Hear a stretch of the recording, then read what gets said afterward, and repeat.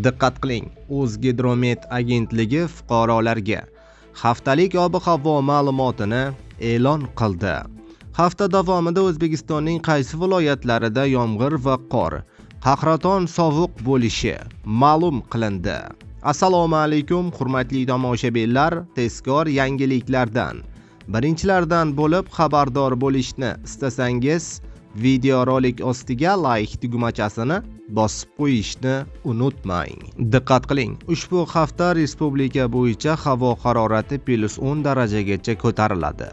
Sinoptiklar ushbu haftada kuzatilishi mumkin bo'lgan ob-havo haqida ma'lumot berdi. 22 dekabr kuni O'zbekiston hududlarining katta qismida yog'ingarchiliksiz ob-havo bo'lib o'tdi. Endi esa 23 va 24 dekabrda respublika bo'ylab yog'ingarchilik kutilmaydi. Faqat Toshkent viloyati va Farg'ona vodiysi viloyatlarida 23 dekabr kuni kechasi va ertalab ba'zi joylarda biroz qor yog'ishi mumkin. 25 va 26 dekabrda Qoraqalpog'iston Respublikasida va Xorazm viloyatida vaqti bilan asosan qor ko'rinishidagi yog'ingarchilik kuzatiladi.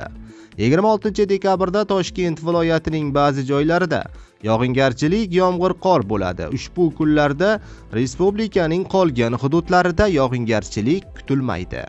Harorat asosan kechalari -3 darajagacha, kunduz kunlari esa 23 va 25 dekabrda asta-sekin ko'tariladi va +5, +10 darajagacha bo'ladi.